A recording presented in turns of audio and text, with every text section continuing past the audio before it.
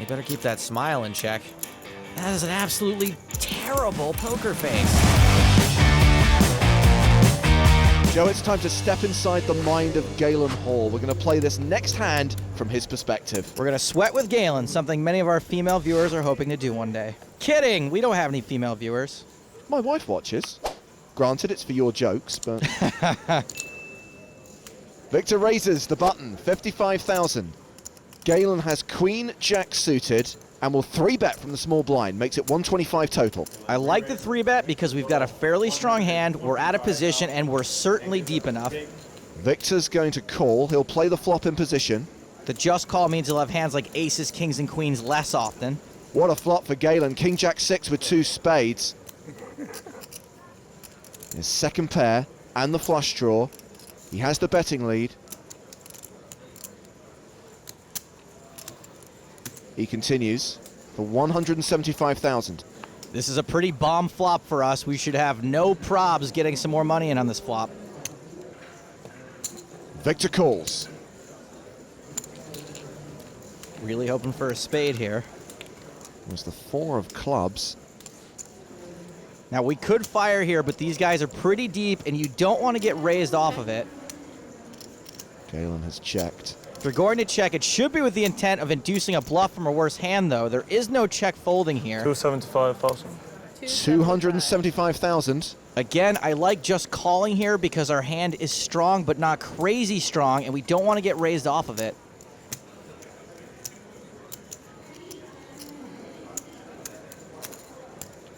Galen does make the call. Victor seems a little surprised. 7 of hearts on the river. If only we had a brick draw, we would have made the nuts. Galen checks. 575,000. Victor bets again. Is he trying to buy it, or do you think he's got the king? This is a really sick spot. Victor's very likely to value bet any hand better than ours, and I think also fairly likely to check back most hands that we're beating. The only hand worse than ours that he wouldn't bet is probably ace-jack, but he'd very likely play any hand queens or better just like this. James, I'm leaning toward fold. You got a jack? Duh. Duh, get with it, Victor. There's the smirk again. You think this kid needs to work on his live tells?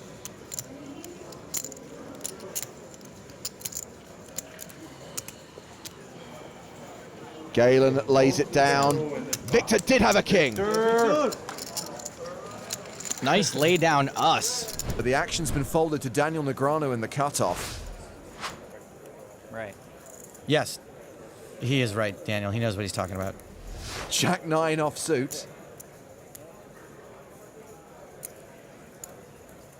And this is a raise to 6,400. Steve Silverman has aces again? Steve Silverman is picking up more hands than the janitor at a mannequin factory. Look at Daniel, all unsuspecting. Silverman likely to re-raise.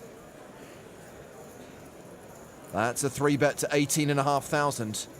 The blinds both fold. Action's back on Daniel. This is a pretty big 3-bet from Steve, but it could be because he knows Daniel's a guy who hates folding like a teenager hates turning off his cell phone.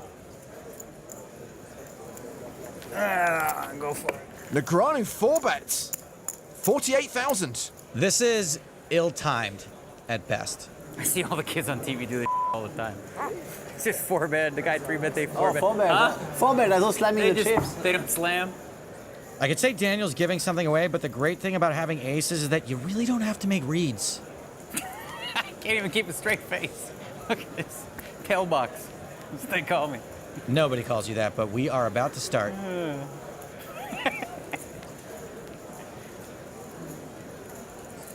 How will Silverman respond? He's bringing back the 3-bet, which implies a 5-bet's coming. Oh, man. See? What the hell? I wish I could give Steve credit for a brilliant read.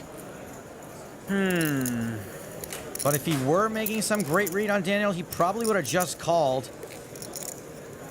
It's likely really difficult to not put in another bet and just hope Daniel does have some kind of hand here.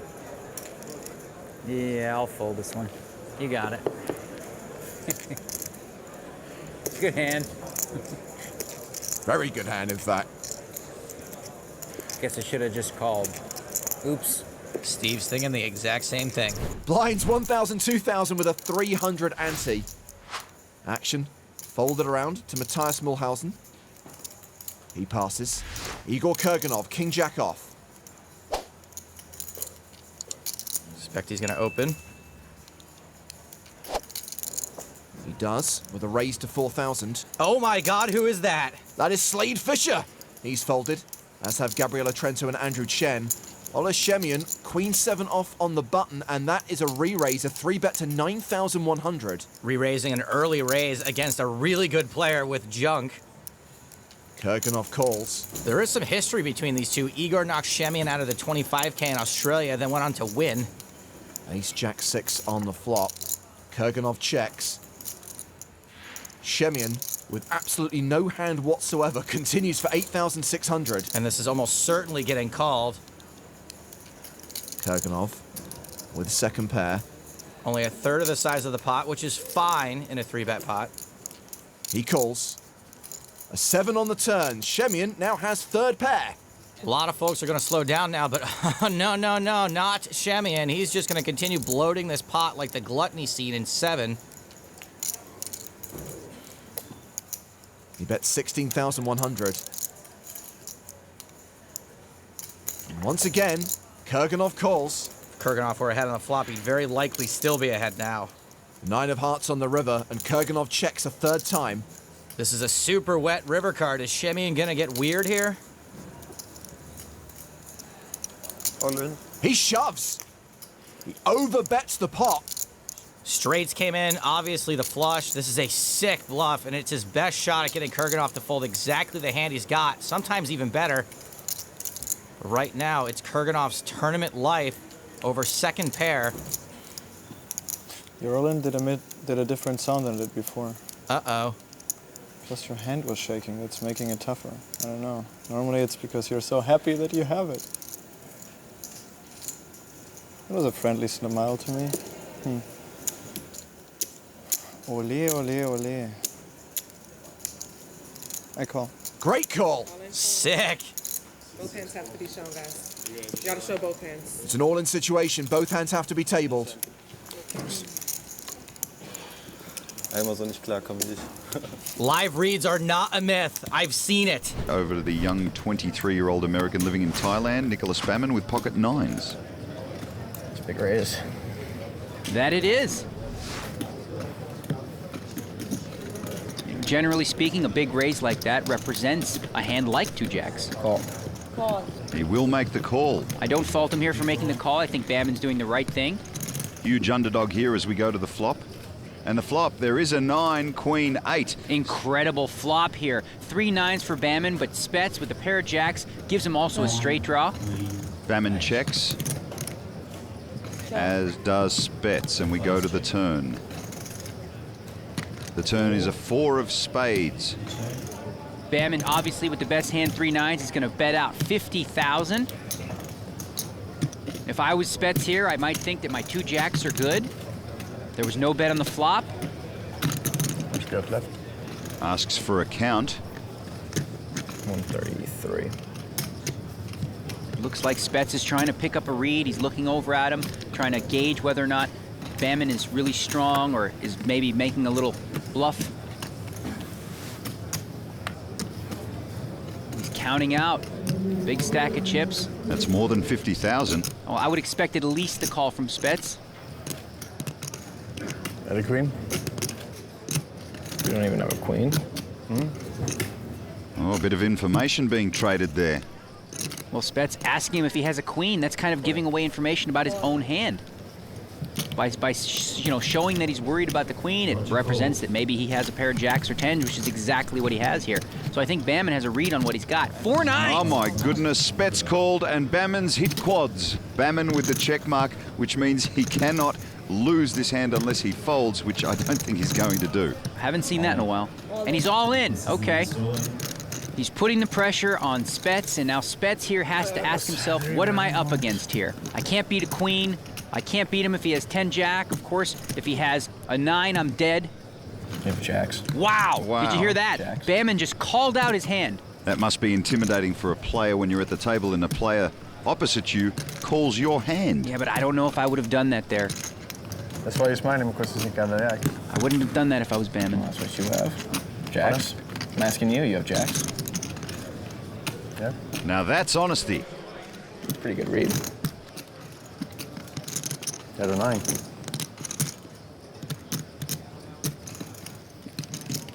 I fold him. Wow, an excellent laydown there by Roger Spets. I think he totally picked up some information on the river, and Bamman made a little bit of a mistake there, being a little too relaxed and normal. It was pretty clear there that he had a strong, strong hand. Excellent laydown there by Spets. Got the information needed, made a brilliant laydown. Actions on Grinder. Facing a raise from Joel Micker. He's made it 10,000 from under the gun with King 9 suited. Grinder with 8-7 suited will call. Grinder, don't fold. George Clyde Smith will call on the button with Deuce 3 of diamonds. And Harry Moore in the big blind will call with King Queen suited. So we've got 4 people with suited connectors. Okay. 7, 8, 10. 2 pair for Mizraki. Grinder's flopped the biggest, but my guess is that Mika's going to stick around for at least one more street. He has the up and down straight draw. He does not continue. He checks to Mizraki, who bets 16,000. The other 2 players fold. Mika does call. We go to the turn. He's probably going to hang till the river if a club, a king, or a straight card comes. Boom, Jack on the turn. What I meant to say was sticking around till showdown. Grinder can't like that card and will probably just... Don't ever assume that Grinder will check. He bets 14,500. Right now, Mika's all, how do I raise and somehow make it seem like I don't have a straight? Grinder's bet really small. Mika raises it to 31,000. Mike's not going to be able to get away from this for so cheap, and if he doesn't and then doesn't boat up, he is going to be in a heck of a pickle on the river. The kind of pickle that would come on a hoagie or a grinder. I've absolutely no idea what you're talking about. Sandwiches. American guy knows his food. Grinder does make the call. 5 on the river. Brick. And now Joel Mika wants to take Grinder out for a nice steak dinner at Shea Value. Mizraki the effective stack, 78,500. Mika bets enough to put him all in. And to keep the food metaphors going, all you can eat, baby. And like I said, Grinder is in a pickle. What's the bet? It's coming. Grinder has to remember he's not playing against himself here. And I don't know how often Mika's turning up in this spot with worse than what he's got. I don't even think he can play his sets this hard. 8-7 is pretty much a bluff catcher, since I think it's kind of hard to value bet anything worse than 2 pair in this spot. And I don't know how often Mika's playing Bluffy the Vampire Slayer. You better keep that smile in check. The second Grinder doesn't snap call, Mika knows he's winning. That is an absolutely terrible poker face. Grinder folds. Show the ace 9 of clubs. Not too shabby a read, Grinder. Good laydown, good read. Where'd that smile go?